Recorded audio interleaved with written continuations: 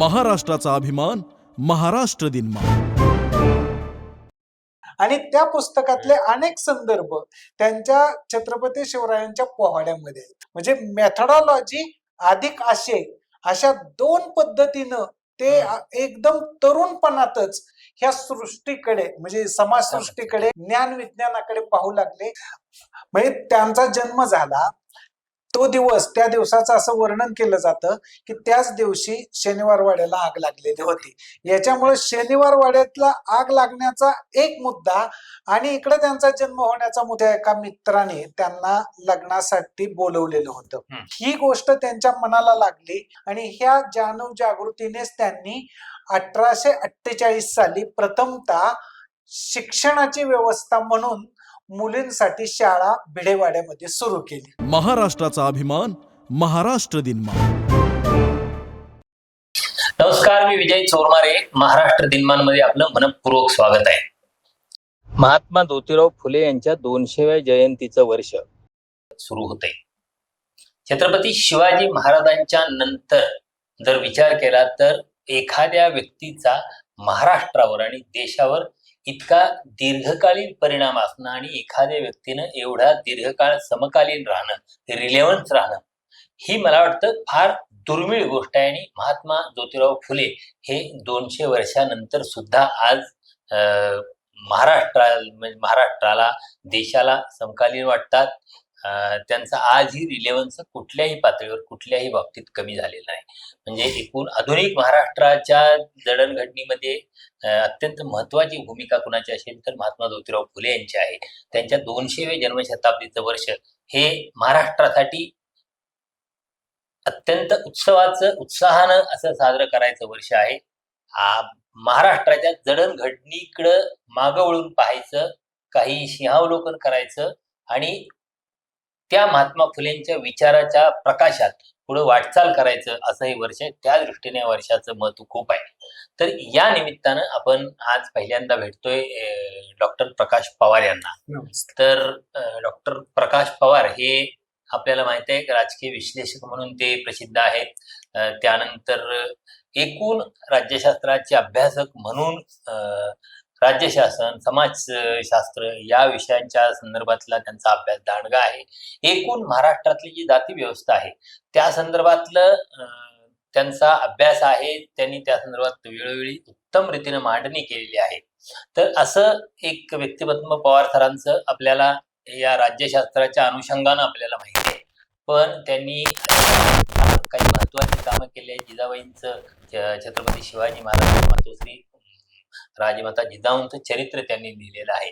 आणि आत्ता आज आपण त्यांच्याशी बोलण्याचं महत्वाचं कारण म्हणजे महात्मा ज्योतिराव फुले यांच्या चरित्राचं काम त्यांनी पूर्ण करत आणलेलं आहे. म्हणजे एक महत्वाचं दस्तावेज, महत्वाचं चरित्र. ज्योतिरावांचे चरित्र अनेकांनी आतापर्यंत लिहिलेले आहेत. म्हणजे किरांच्या पासून, पिशी पाटलांच्या पासून अनेक नावं घेता येतील. तर त्यातलं मला वाटतं आजच्या काळातलं हे एक अत्यंत महत्वाचं चरित्र असेल. त्या निमित्तानं येत्या वर्षभरात आपण पवार सरांशी वेळोवेळी महात्मा फुल्यांच्या संदर्भातल्या वेगवेगळ्या विषयांच्या अनुषंगानं बोलणार आहोत, चर्चा करणार आहोत, त्यांच्याशी संवाद साधून फुल्यांच्या संदर्भातला एकूण अधिकाधिक काही जाणून घेण्याचा प्रयत्न करणार आहोत. पण आज आपण आता ही जन्मशताब्दी वर्ष सुरू होते, त्या निमित्तानं हा पहिल्यांदा त्यांच्याशी संवाद साधतोय. त्यांच्याकडून आपण महात्मा फुले समजून घेण्याचा प्रयत्न करतोय. सर नमस्कार. नमस्कार. महाराष्ट्र दिनमानमध्ये आपलं स्वागत आहे. तर आता ज्योतिरावांचं 200व जन्मशताब्दीचं वर्ष सुरू होत आहे. मला वाटतं त्या संदर्भात वेगवेगळे राज्यभरात उपक्रम सुरू होत आहेत. तर या सगळ्या याच्यात आपल्याला ज्योतिरावांच्या संदर्भात जाणून घेताना मला साधारण प्रत्येकाला एक प्रश्न असा पडतो की 200 वर्ष झाली, पण ज्योतिराव ज्या काळात जन्माला आले तो काळ किंवा त्याच्या आधीचा काळ तो काय नेमका होता, तो कोणत्या परिस्थितीत, म्हणजे ते जन्माला येण्याचा काळ किंवा त्यांच्या सुरुवातच्या जडणघडणीचा काळ याकडे येण्याआधी मला वाटतं ते जन्माला ज्या काळात आले त्याच्या आधीचा काळ काय होता, कोणत्या परिस्थितीत ते जन्माला आले? हा प्रश्न खरं महत्वाचा आहे. याचं एक कारण असं आहे की पश्चिम बंगालमध्ये ब्रिटिश येऊन बरेच दिवस झाले होते आणि पश्चिम बंगालमध्ये मॉडर्निटी आलेली होती. तशी ते महाराष्ट्रात पण आलेली होती. परंतु मॉडर्निटी 1818ला महाराष्ट्रात आली आणि त्याच्यानंतर 1827ला जन्म झाला त्यांचा, म्हणजे जवळपास 10 वर्षांमध्ये. ह्याच्यामुळे 2 मुद्दे निर्माण होतात. त्यांना एकतर उत्तर पेशवाईची पूर्ण छाया माहित आहे आणि दुसरा मुद्दा की मॉडर्निटी सुरू झाली त्याच्यातच त्यांचा जन्मही होतोय आणि वाढही होती. मग ह्या 2 गोष्टींचा थेट वारसा किंवा थेट पाहिलेली व्यक्ती कोण, तर ते महात्मा फुले आहेत. या अर्थाने त्यांचं एक वेगळेपण स्पष्टपणे दिसतं. आता आणखीन एक मुद्दा आहे, तो म्हणजे कोणता, या कालखंडामध्ये महात्मा फुले जी लहानपणापासून जडणघडण होताना आपण असं सांगतो की त्यांना काहीतरी ख्रिश्चन लोक भेटले, त्याच्यानंतर त्यांना वाचायला सांगितलं, याच्या पुढे आपलं सूत्र जात नाही. परंतु मुख्य मुद्दा असा आहे, महात्मा फुलेंची हे मॉडर्निटीतली जडणघडण होत असताना त्यांच्या पुढं जागतिक इतिहासावरती प्रभाव ज्या पुस्तकांनी टाकला ती पुस्तकच त्यांच्या हाती लागलेली होती. आणि त्यांचं जरी औपचारिक शिक्षण कमी झालं तरी त्या पुस्तकांमध्ये त्यांनी वाचन खूप चांगल्या पद्धतीने केलं होतं. म्हणजे उदाहरणार्थ टॉमस पेनचं राईट ऑफ मॅन हे पुस्तक उपलब्ध होतं आणि त्या पुस्तकातून महात्मा फुलेंना काय मिळालं, तर महात्मा फुलेंवरती प्रभाव होता असं म्हणण्यापेक्षा त्या पुस्तकाकडे महात्मा फुले या दृष्टीने पाहत होते की सर्व माणसांना हक्क जन्मतःच आहेत, म्हणजे ते कोणी देत नाही, त्याला जन्मतःच त्या माणसाला हक्क आहेत. दुसरा मुद्दा त्यांना तो मिळाला होता तो टॉमस पेन कडून, की टॉमस पेन म्हणतो होता की सर्व माणसांचे हक्क ही घटना सुरक्षित करू शकते. म्हणजे महात्मा फुलेंनी घटनेबद्दल लिहिलं नाही, पण घटना माणसाचे हक्क सुरक्षित करेल हा मुद्दा एका अर्थाने राज्य संस्थेकडे जातो आणि राज्य माणसाच्या हक्कांना संरक्षण देईल. हे ह्या पुस्तकाचं टॉमस पेनच्या महत्व आहे. आता दुसरा मुद्दा आहे, त्याच कालखंडामध्ये एक नवीन पुस्तक म्हणजे अगदी 1842लाच ते मार्केटमध्ये उपलब्ध होतं आणि महात्मा फुलेंच्या ते वाचनात आलं. ते होतं uncle Tom's cabin. Uncle Tom's cabin हे जे पुस्तक आहे हे संपूर्णपणे अमेरिकेतील गुलामगिरी बेतलेलं आहे कृष्णवर्णीय लोकांच्या. आणि जो अंकल टॉम आहे हा कादंबरीतलं एक पात्र आहे आणि ते प्रत्येक मालकाकडे जातं, ते प्रत्येक मालक त्यांचं कसं शोषण करतो, मालकाने शोषण केल्यानंतर शेवटी त्याचा मृत्यू होतो आणि त्याला मानवी हक्क मिळत नाहीत. हे जे महात्मा फुलेंच्या वाचनात आलं त्या पुस्तकाचा परिणाम पुढे त्यांनी आपलं पुस्तक लिहिल्यानंतर ते अमेरिकेतील गुलामांच्या चळवळीला वाहिलं कृष्णवर्णीय. म्हणजे हा मुद्दा दिसतो की हा भारतातला असा काळ आहे की लोक या मॉडर्निटीकडे पाहत नव्हते, परंतु या 2 पुस्तकांच्या मदतीनं एक मुद्दा आपल्याला क्लिअर कळतो की अनेक लोक जागतिक पातळीवरती काय घडतंय त्याच्याशी कनेक्ट नव्हते, परंतु महात्मा फुले ह्या अशा प्रायमरी आधुनिकतेच्या काळामध्ये जागतिक पातळीवरती ज्या घटना घडत होत्या त्यांच्याशी अत्यंत कमी वयात, तरुण वयात कनेक्ट झालेले होते. म्हणजे आपल्याला आजूबाजूच्या पर्यावरणातला अवतीभोवतीच्या कमी माहिती असतं, परंतु महात्मा फुलेंना जे माहित होतं ते जागतिक पर्यावरणातलं. हा एका अर्थाने एक वेगळाच मुद्दा या निमित्ताने पडतो. तिसरा एक मुद्दा आहे, महात्मा फुलेंच्या बद्दल सातत्याने चर्चा होत असते, ती म्हणजे महात्मा फुलेंचा इतिहासाकडे पाहण्याचा दृष्टिकोन वेगळा होता. आणि हे आपणाला दिसतं ते कुठं, तर साधारणपणे छत्रपती शिवरायांवरती पोवाडा लिहिला त्याच्यामध्ये, आणि त्यांनी सगळ्या मितकांचा अर्थ इतिहासात वेगळ्या पद्धतीने लावला तिथं. पण त्याच्याबद्दल हिस्ट्री ऑफ मराठाज जे पुस्तक ग्रँडअपने लिहिलं होतं ते पुस्तक त्यांनी वाचलेलं होतं आणि त्या पुस्तकातले अनेक संदर्भ त्यांच्या छत्रपती शिवरायांच्या पोवाड्यामध्ये आहेत. म्हणजे मला सांगायचा मुद्दा असा आहे, जर ग्रँडअप हाचं पुस्तक जागतिक पातळीचं होतं, भारतीय स्वातंत्र्य संग्रामाचा सगळा इतिहास तपासला तर प्रत्येकाने ते पुस्तक वाचलेलं होतं. त्या पुस्तकातून त्यांचं उलटसुलट काही आकलन होतं, परंतु इतिहासाकडे कसं पाहायचं, त्याची एक मेथडॉलॉजी काय, हे जे त्यांनी एक शास्त्रशुद्धपणे पाहिलं हे त्या पुस्तकामध्ये आहे. मला आता ह्या 3 पुस्तकांच्या आधारे एक निष्कर्ष असा निघतोय, हं. महात्मा फुले इंग्रजी साहित्य सर्वात उत्तम पद्धतीने वाचत होते. दुसरा निष्कर्ष निघतो, जागतिक साहित्याशी ते कनेक्ट Connect होते, त्याच्यामध्ये ते वाचनाच्या पद्धतीने रमत होते. तिसरा निष्कर्ष निघतो, त्यांनी त्या पुस्तकामधून काही पुस्तकातून आशय घेतला, जसा टॉमस पेनच्या त्यांच्या पुस्तकात किंवा दुसऱ्या पुस्तकातून त्या टॉमच्या पुस्तकातून आशय घेतला की गुलामगिरीला विरोध करण्याचा. परंतु ह्या ग्रँडअपच्या पुस्तकातून मेथडॉलॉजी घेतली. म्हणजे मेथडॉलॉजी अधिक आशय अशा 2 पद्धतीनं ते एकदम तरुणपणातच ह्या सृष्टीकडे म्हणजे समाजसृष्टीकडे, निसर्गसृष्टीकडे, ज्ञान विज्ञानाकडे पाहू लागले. यामुळे महात्मा फुलेंचं व्यक्तिमत्व जे प्रायमरी परिस्थितीत घडलं ते केवळ हातबलता म्हणून घडलेलं नाही.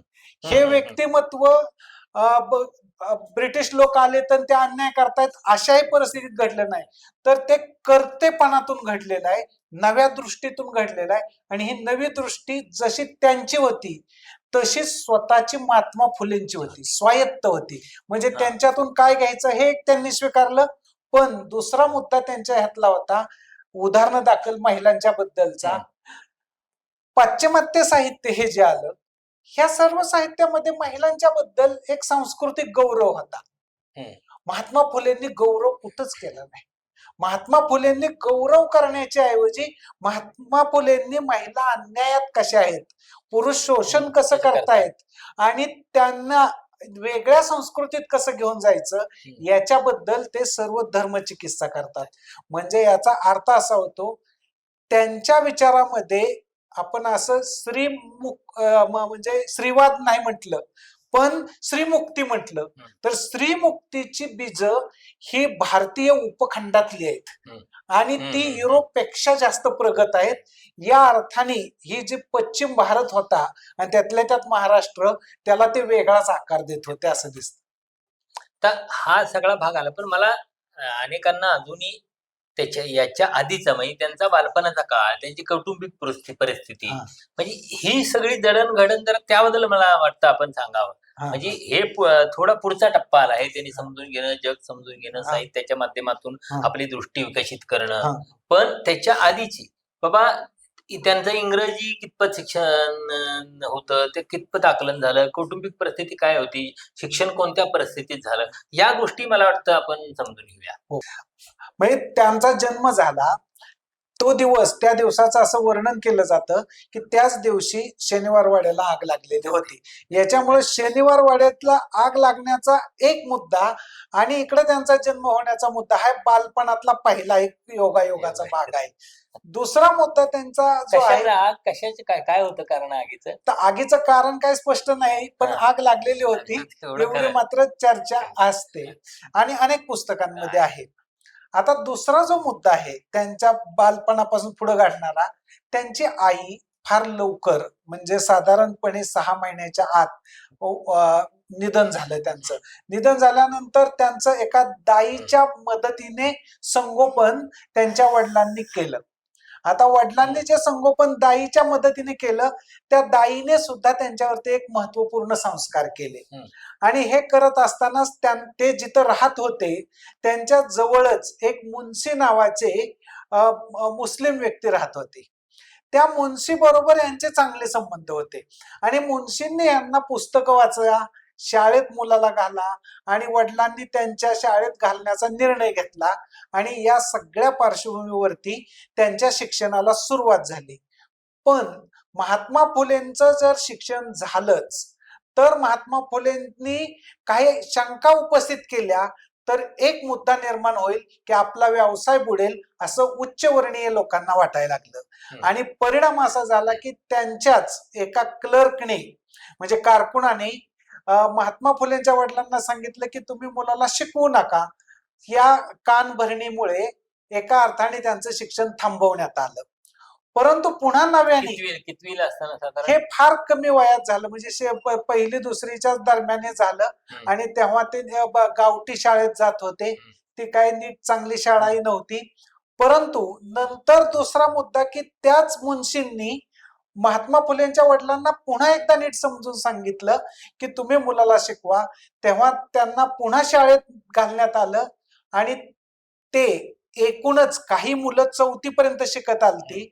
महात्मा फुले मधल्या शाळा म्हणजे इयत्तांमध्ये गेले नव्हते. डायरेक्ट त्यांनी 3-4 इयत्तांचा अभ्यास केला आणि ते इतर मुलांच्या बरोबर शिकू लागले. असं शिकत शिकत ते जास्तीत जास्त 7वी पर्यंत गावठी शाळेत शिकले. या शाळेमध्ये शिकत असताना त्यांना एक समाजसेवेची दृष्टी मिळली. दुसरं म्हणजे इंग्रजी वाचन करण्याची दृष्टी मिळली. तिसरं म्हणजे आपल्यावरती अन्याय होतोय याच्याबद्दलची जाणीव जागृती झाली. या 3 गोष्टींमधून महात्मा फुले इयत्ता 1ली पासून ते इयत्ता 7वी पर्यंत शिकले. परंतु 7वी नंतर त्यांचं शिक्षण थांबलं. यामुळे असा एक निष्कर्ष आहे की महात्मा फुलेंचं शिक्षण फार मोठं झालं नाही. परंतु मी आता दुसरा मुद्दा जो सुरुवातीला सांगितला होता, त्या इंग्रजी पुस्तकांच्या वाचनामुळे औपचारिक पातळीच्या शिक्षणापेक्षा या ग्रंथांनी त्यांना खूपच मोठी जंप मारली गेली. म्हणजे ऍक्च्युली ही ग्रेट लीप होती ज्ञानाच्या क्षेत्रातली त्यांची. असं त्यांच्या पहिल्या टप्प्यातलं एज्युकेशन आणि वाचन या दोन्हींमधला एक सांधा दिसतो. मग हे वाचन, त्यांचं जगाकडे बघण्याची दृष्टी, वेगवेगळ्या ग्रंथांच्या संदर्भानं त्यांनी पुढे जाणं, पण या सगळ्यात त्यांच्या व्यक्तिमत्वाची जडणघडण याच्या पलीकडे आणखी कशा पद्धतीने होत होती? या मुद्द्यामध्ये पहिला जो त्यांचा मुद्दा दडलेला आहे तो म्हणजे सेल्फ रिस्पेक्टचा, जो तामिळनाडूमध्ये पुढच्या कालखंडामध्ये खूप मोठा मांडला जातो. तो मुद्दा त्यांच्या जीवनामध्ये प्रथमतः आला. त्यांच्या एका मित्राने त्यांना लग्नासाठी बोलवलेलं होतं. त्या लग्नामध्ये त्यांना अपमान करण्यात आला आणि त्यांना त्या लग्नातून जाण्यास सांगितलं. ही गोष्ट त्यांच्या मनाला लागली. परंतु ती केवळ मनाला लागली असं नाही, तर ती त्यातून त्यांना स्वतःच्या सोची जाणीव झाली. म्हणजे मी एक माणूस आहे आणि माणसाला माणसासारखं वागवलं पाहिजे. आणि यातून सेल्फ रिस्पेक्ट, आत्मसन्मान, आत्मस्वाभिमान ही जाणीव जागृती वाढत गेली. आणि ह्या जाणीव जागृतीनेच त्यांनी 1848 साली प्रथमतः शिक्षणाची व्यवस्था म्हणून मुलींसाठी शाळा भिडेवाड्यामध्ये सुरू केली. म्हणजे मला असं दिसतं की शाहू महाराजांच्या आयुष्यात वेदोक्त प्रकरणामुळे जो एक टर्निंग पॉइंट आला, अगदी बरोबर. मला वाटतंय ज्योतिरावांच्या आयुष्यात ह्या वरातीतला प्रसंग हा त्यांच्या एकूण ह्याचा टर्निंग पॉइंट होता का, म्हणता येईल का आपल्याला? अगदी बरोबर तुम्ही अचूकपणे म्हणताय की वरातीमध्ये जी झालेली घटना आहे हा टर्निंग पॉइंट आहे. कारण ते सगळं प्रकरण त्यांच्या सोशी आणि ते तरुण असताना त्यांच्या मनाला लागलेली गोष्ट होती.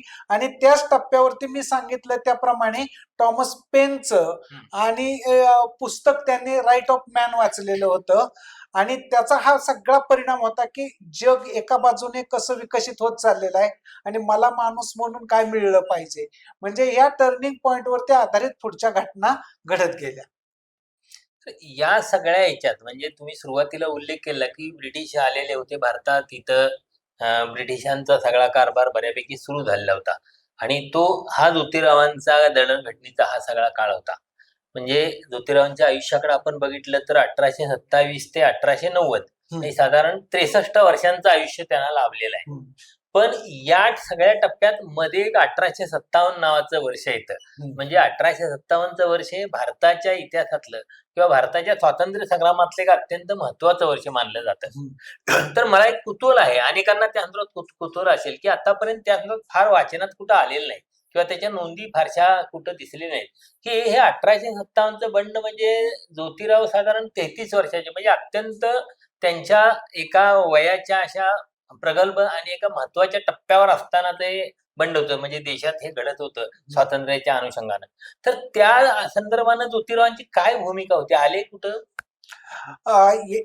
हा मुद्दा आलेला आहे आणि त्याबद्दलची माहिती उपलब्ध आहे. याच्याबद्दलचा थोडासा इतिहास तुम्ही पाहिला तर 1848 ला शाळा सुरू केली. शिक्षणाचा प्रकल्प त्यांनी हाती घेतला होता. त्या शिक्षणाच्या प्रकल्पामध्ये त्यांना एक महत्वाचा अनुभव आला होता. तो अनुभव कोणता होता? तर त्यांच्या बरोबर जे उच्च जातीतले लोक होते ते शिक्षणासाठी जागा देत होते, मदत करत होते. परंतु हे शिक्षण दिल्यानंतर अस्पृश्यता नष्ट होणार आहे, ह्या शिक्षणानंतर जातीभेद नष्ट होणार आहे, हे लक्षात आल्यानंतर महात्मा फुलेंपासून उच्च जातीय त्यांचे मित्र किंचितशे बाजूला व्हायला लागले होते. हा तो कालखंड आहे. दुसरा मुद्दा आहे की याच कालखंडामध्ये त्यांनी 1855च्या दरम्यान लिखाणाला सुरुवात केली. म्हणजे ते चळवळीकडून लेखनाच्या क्षेत्राकडे वळलेले होते आणि त्या पार्श्वभूमीवरती हे बंड होते 1857च. यावेळी त्यांच्या मनामध्ये दोन पर्याय होते. एक पर्याय त्यांच्या पुढे काय होता, तर हे ब्रिटिशांची जी आधुनिकता आलेली आहे, मॉडर्निटी आलेली आहे, हे बंड यशस्वी झालं तर नष्ट होणार आहे, म्हणजे जाणार आहे आणि पुन्हा राज्य कोणाचं येणार आहे, तर जे उत्तर पेशवाईतले लोक होते त्यांचंच राज्य येणार आहे. आणि दुसरं एक मनामध्ये होतं त्यांच्या की स्वातंत्र्याचा अर्थ नेमका काय लावायचा. त्यामुळे स्वातंत्र्याचा अर्थ लावताना त्यांना असं वाटत होतं की या बंडवाल्यांचं बंड यशस्वी झालं पाहिजे. हा एक मनात अर्थ होता त्यांच्या मनात अर्थच नव्हता असं नाही, परंतु या दोन मधून त्यांना एकाची गोष्टीची निवड करायची होती. आणि त्यांनी ती निवड कोणती केली, तर त्यांनी असं त्या बंडाबद्दल मत व्यक्त केलं, हे बंड मोडून टाकलं जाईल आणि बंड काही यशस्वी होणार नाही. म्हणजे ही बंडाबद्दल ती त्यांची अधिकृत भूमिका आहे. परंतु त्यांना असं वाटत होतं की भारत स्वतंत्रच होऊ नये, ही गोष्ट पूर्णतः चुकीची आहे. कारण त्यांच्या मनामध्ये स्वातंत्र्याच्या उर्मी ह्या पहिल्यापासून येत होत्या आणि स्वातंत्र्याचं त्यांचं एक महत्वाचं प्रतीक छत्रपती शिवराय होते. म्हणजे स्वातंत्र्य चळवळीत नसलेली माणसं आपल्या त्या नसलेल्या कृतीचं समर्थन करण्यासाठी ज्योतिराव फुले तर गद्दी बाबासाहेबांची नावं घेतात. म्हणजे हे नव्हते, पण म्हणजे त्या भूमिका पूर्णपणे वेगळ्या होत्या, पूर्ण वेगळ्या, हे लक्षात घ्या. आता सर तुमच्या याच्यात उल्लेख आला 1857च्या आधीचा, म्हणजे जो देशाच्या इतिहासातला असेल किंवा महाराष्ट्राच्या इतिहासातला आहे, आणि ज्योतिराव फुलेंच्या आयुष्यातली सगळ्यात महत्वाचा प्रसंग म्हणजे 1848ची शाळा. तर ह्या दोन शाळा आहे, म्हणजे दोन त्यांचे प्रारंभ बिंदू आहेत. ही 1848ची जी पहिली शाळा आणि नंतरची 1851ची शाळा, ही नेमकी काय, यातलं फरक काय, वस्तुस्थिती काय आहे 1848 आणि 1851च्या या दोन शाळांची? म्हणजे त्यानंतर खूपदा गफलत केली जाते. म्हणजे 1851चा प्रचार करता करता त्यांचा 1848चं श्रेय हे करायचा, हिरावून घेण्याचे प्रयत्न होताना अलीकडच्या काळात दिसतो. मला असं वाटतं की ते 2-3 वर्ष हे खूप महत्वपूर्ण या अर्थाने आहेत की 1848ला शाळा सुरू झाली तेव्हा त्यांच्या बरोबर त्यांचे मी आता सांगितल्याप्रमाणे उच्च जातीय मित्र होते आणि ते त्यांना मदत करत होते. परंतु 48 पासून 2 वर्ष पुढे गेल्यानंतर त्यांना असं लक्षात आलं की आपण हे एकट्याने किंवा आपण पुढाकार घेऊन काम करण्याच्या ऐवजी एक कमिटी नेमून काम केलं पाहिजे. आणि ते त्यांच्या कामाला सामूहिक स्वरूप देऊ लागले, म्हणजे त्याला सामूहिक कलेक्टिव्ह लिडरशिप म्हणतात तसं. आणि त्या कमिटीच्या मार्फत त्यांनी त्या 2 शाळा पुढच्या काढलेल्या होत्या. म्हणजे दुसऱ्या 2 निघाल्या शाळा, त्याला कमिटी, सामूहिक लिडरशिप असं रूप आलेलं होतं. आता यातला आणखीन एक मुद्दा आहे की पहिल्या टप्प्यामध्ये त्यांनी जेव्हा शाळा काढली तेव्हा त्यांच्यावरती जे आक्षेप घेतले गेले, ख्रिश्चन आणि ख्रिश्चनांच्या नादी लागून एक धर्माच्या विरोधात बंड, परंतु त्यांचं आकलन हे पूर्णतः ज्याला म्हणतात ना सकृत दर्शनी होतं. म्हणजे ख्रिश्चन लोकांच्या बरोबर आहेत म्हणजे ख्रिश्चन झाले, तसं नव्हतं. महात्मा फुलेंच्या बद्दल ख्रिश्चन होण्यापेक्षा सुद्धा ते तत्व म्हणून पाहत होते की एज्युकेशन मुळे मुली शिकतील आणि त्याच्यामुळे प्रगती होईल. परंतु ते दुसऱ्या टप्प्यात आले तेव्हा ते शिक्षणाच्या थोडे पुढे गेलेले होते. शिक्षणाचा उपयोग करून जात मोडली जाईल, पितृसत्ताक संबंध मोडले जातील याची प्रक्रिया विचारांची सुरू झालेली होती. हा एकदम महत्वाचा मुद्दा आहे. म्हणून तर पुढे एकदम ते तेव्हा नाटक जे लिहितात तृतीय रत्न, त्या तृतीय रत्नामधलं पात्र जे बोलतं त्या पात्राच्या तोंडामध्ये एज्युकेशनचं तर महत्व आहे, परंतु ह्या सामाजिक वास्तवाची पहिली सुणूक बाहेर पडते. तुम्ही आता मगाशी बोलताना आता एक संदर्भ आला तो म्हणजे एका टप्प्यावर म्हणजे महात्मा ज्योतिराव फुलेंचे जे काही सहकारी होते त्यात ब्राह्मण सहकारी होते. बाबासाहेब आंबेडकरांचे अनेक ब्राह्मण सहकारी होते. तर ज्योतिरावांचे ब्राह्मण सहकारी नंतरच्या टप्प्यात नव्हते त्यांच्यासोबत. तर हे काय नेमकं हे स्थित्यंतर काय होतं आणि हा बदल कसा झाला? हा बदल महत्वाचा मी सांगितल्याप्रमाणे आधी फक्त शिक्षणाचा प्रयोग होता आणि लोकांना शिकवणं आणि सुशिक्षित करणं हे तर उच्च जातींच्या बद्दलही खरी गोष्ट होती, कारण उत्तर पेशवाईमध्ये शिक्षण हे अनेकांचं बंद होतं आणि जे शिक्षण दिलं जात होतं ते शिक्षण कसं होतं तर साधारणपणे पारंपरिक शिक्षण होतं उत्तर पेशवाईतलं. परंतु हे ब्रिटिश लोक आल्यामुळे शिक्षण नवीन दिलं जाईल आणि त्या शिक्षणामुळे नोकऱ्या मिळतील असं ब्राह्मण समाजाला पण वाटत होतं.